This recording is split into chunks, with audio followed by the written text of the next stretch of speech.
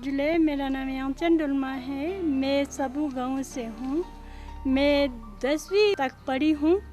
मैं बचपन से सब्ज़ी उगाने का शौक़ था और मैं 30 साल से सब्ज़ी का खेती बाड़ी कर रही हूँ। यह मेरा परिवार है। ये मेरे पति हैं, ये मेरी बड़ी बेटी, यह मेरी छोटी बेटी और ये मेरे दामादे हैं। मेरे 3 नवासियाँ हैं। मेरे पास 2 हेक्टेयर ज़मीन है जिसमें 1.5 हेक्टेयर ज़मीन खेती योग्य है और 0.5 हेक्टेयर खेती योग्य नहीं है। 4 से 5 कनाल ज़मीन सब्ज़ी की पैदावार के लिए उपयोग में लाई जाती है। इसके अलावा 7 कनाल में गेहूँ और 3 कनाल में जौ लगाती हूँ। लगभग 1 कनाल में अनेक किस्म के फूल लगाती हूँ, जैसे gladiolus, chrysanthemum, zinnia, petunia, godetia, gerbera, marigold, pansy, sweet william आदि, जिससे मेरे आंगन की खूबसूरती बढ़ती है। 5 कनाल में हम रिस्का, जिसको अल्फ़ाल्फ़ा कहते हैं, चारे के लिए उगाते हैं, जो पूरे साल पशुओं के चारे के काम आता है। यह जानवरों को हरा भी खिलाते हैं और सर्दियों में सुखाए हुए खिलाते हैं। गेहूं और जौ का भूसा और रिस्के का मिश्रण सर्दियों में पशुओं के चारे की ज़रूरत पूरी करता है। साथ ही 2.5 कनाल में सेब और खुबानी जैसे फलदार पेड़ भी लगाए हुए हैं। खुबानी में लोकल और रक्सकर्पों के किस्में हैं, जिसे मैं बाज़ार में भी बेचती हूँ और उन्हें सुखाती भी हूँ। सेब में मेरे पास लोकल किस्में जैसे ठा और मंगोल हैं और उन्नत किस्म जैसे डिलीशियस भी हैं।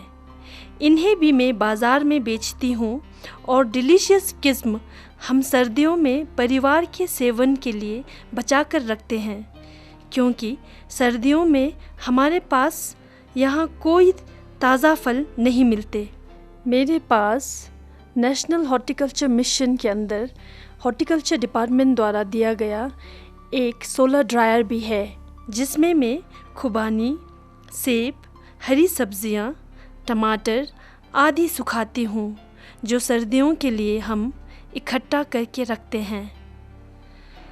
साथ ही मेरे पास 6 कनाल में पॉपुलर और विलो के पेड़ हैं, जिसे स्थानीय कारीगरी में प्रयोग में लाया जाता है। हर 3 से 4 साल में एक बार विलो की टहनियाँ की कटाई लेते हैं और इसे बेचकर अच्छी खासी आमदनी प्राप्त करते हैं। 10 फीट लंबी एक टहनी 50 से 60 रुपए में बिक जाती है। पशुधन में मेरे पास 6 पशु हैं, जिसमें 3 दुधारू जर्सी हैं और 3 6 से 8 महीने के बछड़े हैं।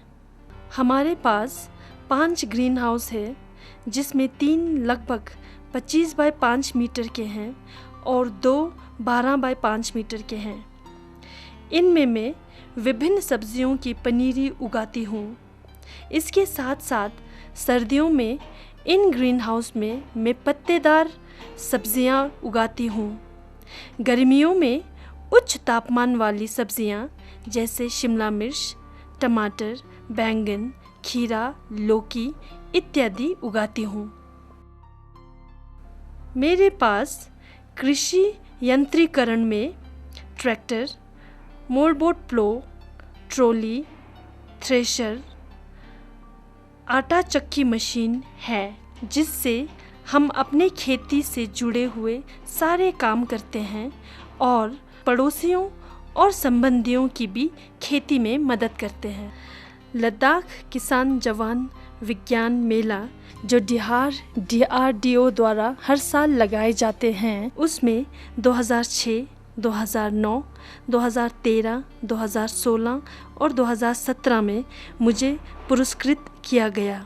साथ ही केवीके और काजरी का जो स्थानीय केंद्र लद्दाख में है और लाइन डिपार्टमेंट्स जैसे एग्रीकल्चर और हॉर्टिकल्चर द्वारा भी मुझे पुरस्कृत किया गया है। इसके अलावा बहुत सी गैर सरकारी संस्थाओं द्वारा भी मुझे पुरस्कार और उन्नत किसान के सर्टिफिकेट दिए गए हैं।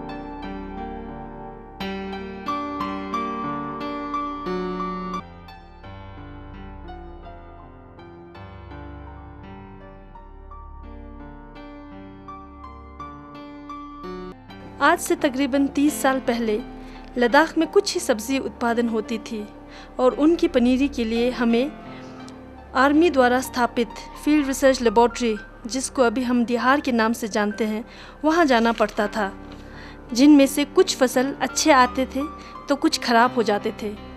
तभी से मुझे पनीरी उत्पादन का महत्व ज्ञात हुआ और उसकी तरफ रुचि बढ़ती गई।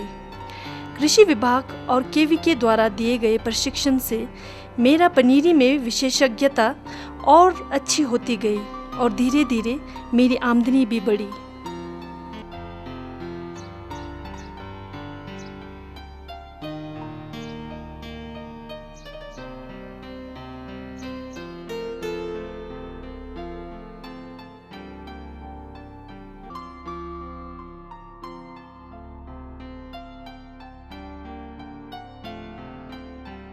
मैं सदा भगवान बुद्ध से काम की सफलता के लिए प्रार्थना के साथ अपना कार्य आरंभ करती हूँ।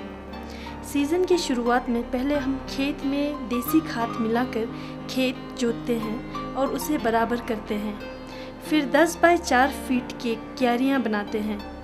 इन क्यारियों में तकरीबन 5 सेंटीमीटर के फासले में लाइन में बीज बिजाई करते हैं।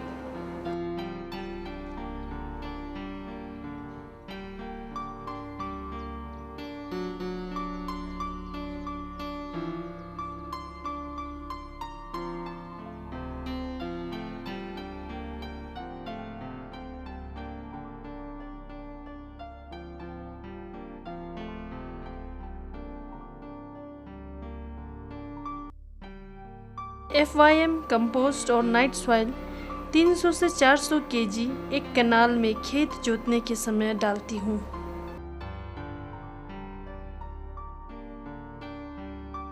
कुछ सब्जियों का बीज हम खुद पैदा करते हैं। हमें बीज कृषि विभाग द्वारा भी मिलता है। कृषि विज्ञान केंद्र द्वारा बताए हुए उच्च पैदावार वाले किस्में हम बाहर से निजी संस्थाएं जैसे नोबल, कैलाश, टकी इत्यादि से ऑर्डर पर भी मंगवाते हैं। हर साल हम 40 से 50 हज़ार का बीज बाहर से मंगवाते हैं। मैं फूल गोभी, बंद गोभी, कड़म साग, हाँक साग, चाइना साग, प्याज, टमाटर, बैंगन, शिमला मिर्च, ब्रोकली और फूलों की पनीरी निकालती हूँ।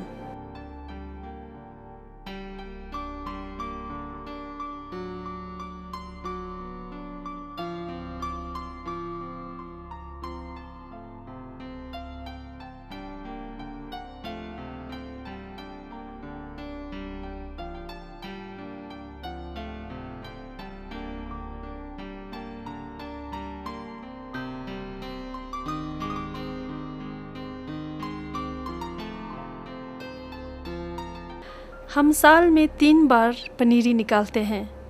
पहले वाला मार्च में बोते हैं, दूसरा जून में और तीसरा सितंबर में। जो दूसरी बार जून में लगाते हैं उसमें बिगोना रोग, जिसे डैम्पिंग ऑफ कहते हैं, और तेला कीट, जिसे एफिड्स कहते हैं, उसकी परेशानी रहती है। हम कृषि विज्ञान केंद्र द्वारा बताई गई तकनीक अनुसार 25 kg FYM खाद में 1 kg ट्राइकोडर्मा मिलाते हैं और उसी खाद को खेतों एवं ग्रीन हाउसों में बिजाई से पहले डालते हैं। और यदि कभी ज़्यादा नुकसान होने की आशंका हो तो हम रासायनिक उत्पादों पर अमल करते हैं और उस पर काबू पाते हैं। तेला कीट, जिसे एफिड्स कहते हैं, उसके लिए हम नीम तेल, जो हॉर्टिकल्चर डिपार्टमेंट द्वारा मिलता है, उसका प्रयोग करते हैं।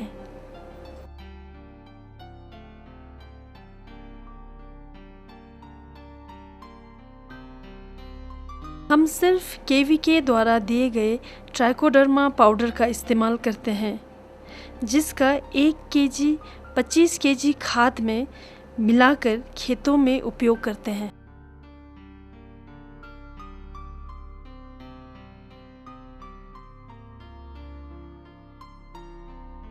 लेह में अच्छे पनीरी की बहुत मांग है, क्योंकि लेह एक टूरिस्ट डेस्टिनेशन है।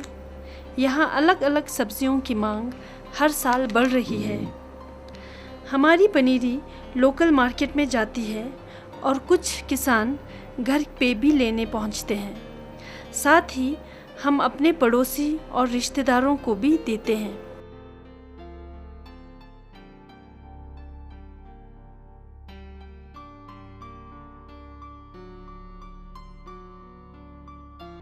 पनीरी निकालने में हमें कुछ मुश्किलों का सामना करना पड़ता है। पहला, मार्च में हमें पानी की बहुत दिक्कत रहती है, क्योंकि तब पहाड़ों से ठंड के कारण बर्फ़ पिघलती नहीं और पानी नीचे नहीं उतरता है। दूसरा, क्योंकि लद्दाख में मार्च में बीजी हुई पनीरी ग्रीन हाउस के अंदर ही होती है, तो पॉलीथीन को निश्चित समय पर उठाना तथा बंद करना और पनीरी को हार्डन करना पड़ता है। यह प्रक्रिया काफ़ी समय लेती है। तीसरा, समय समय पर खरपतवार नियंत्रण करना पड़ता है, जो कि काफ़ी खर्चीली प्रक्रिया है।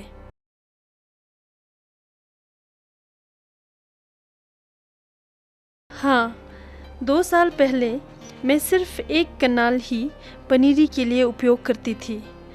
इस साल मैंने तकरीबन 1.5 कनाल में पनीरी निकाली, क्योंकि बाज़ार में अच्छी पनीरी की मांग बहुत है और लोगों में नए नए किस्मों की सब्जियों के पैदावार की रुचि बढ़ रही है।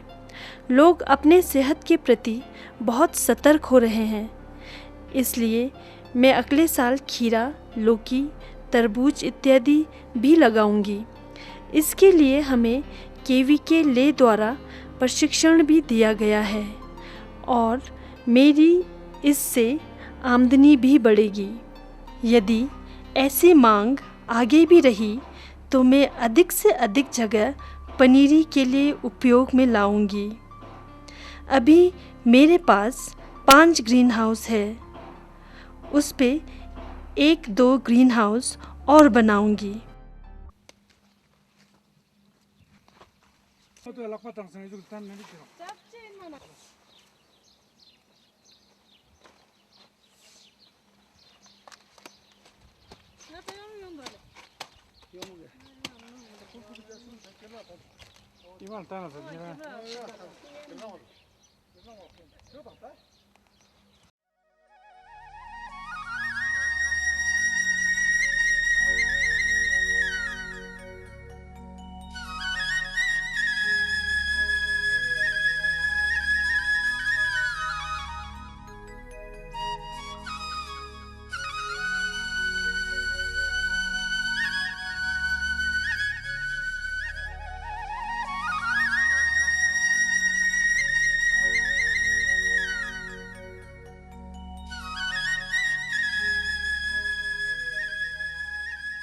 ये नर्सरी हमने सर्दियों के लिए तैयार किया है और अक्टूबर के फर्स्ट वीक में हम इसको ग्रीन हाउस, हमारे पास 3-4 ग्रीन हाउस हैं, इसमें ट्रांसप्लांट करना है।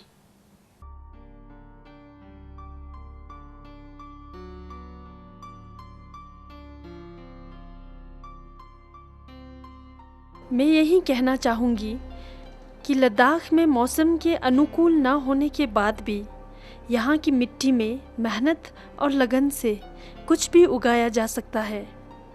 गुणवत्ता वाले बीज और कृषि में रुचि अच्छी पैदावार के लिए सबसे ज़रूरी है।